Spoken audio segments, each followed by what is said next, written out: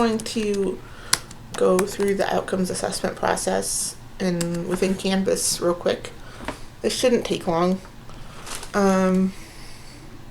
As you know, we do this every term as a way to document student achievement of course outcomes and your plans for improvement of your courses each term. So I'm just going to run us through that. So go into one of your courses for spring term or whatever term we're in when you're watching this, and scroll to find the outcomes assessment tool. It's either going to look like this nice simplified version, or this new version where I'm talking a lot more. But in either case, the tool itself is going to look pretty similar. So go ahead and click on it. And if you have two, don't get confused and let me know. I'm happy to help clear that up.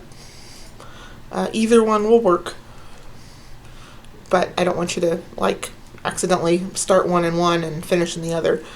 I think that would probably be okay as well.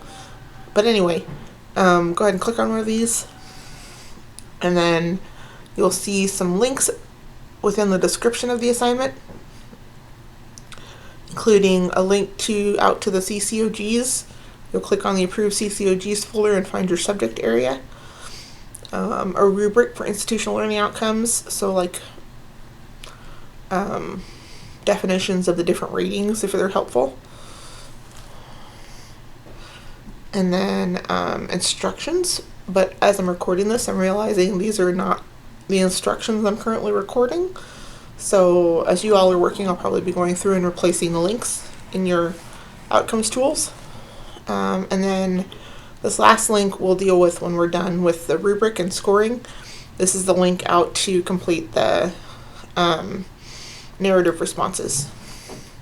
So keep scrolling, scroll down, and just check and see if there's a rubric here.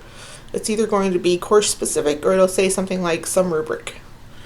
And if you want, you can even preview the rubric and check it out. But then you can go ahead and close it again.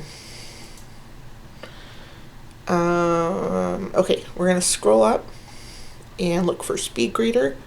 If you don't see SpeedGrader here, it means that we need to publish the assignment, and you should be able to do that right in this area. Look for the word publish, and when you click on it, it'll turn bright green like this, and then you can refresh your page and SpeedGrader will show up.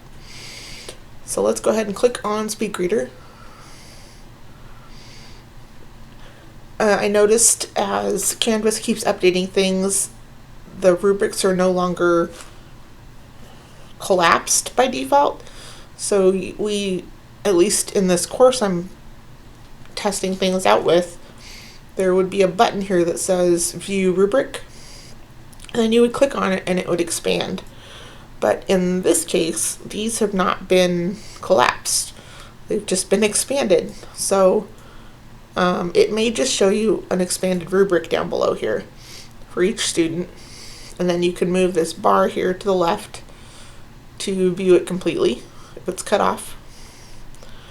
And then you're going to scroll through and score it, and you can have your CCOG open as a resource as you're working, or that scoring rubric that we mentioned, or both. But go ahead and score each of these. If your student has withdrawn but still appears here in the list, or is failing, then you'll want to select no achievement where applicable, and that's what the no achievement score indicates.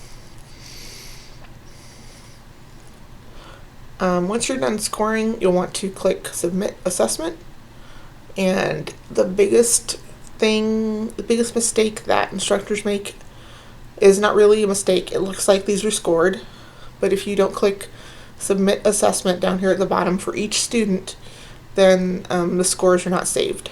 So just be sure you do that for each student.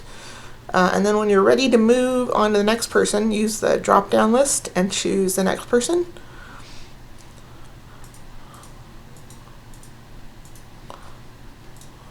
Or you can use the arrow key. Oh, so here I'll demonstrate. If I just go to the next person and then go back to Denton, and you can see the scores didn't save. So you want to be sure to click submit assessment when you're done.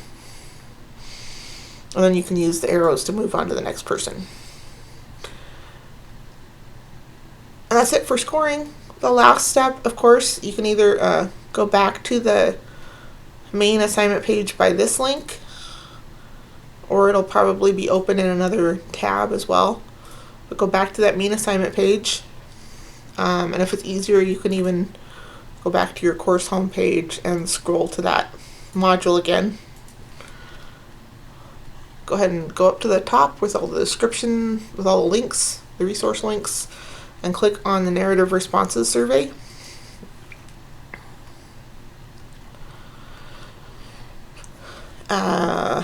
And you're going to see something that looks a little more like this.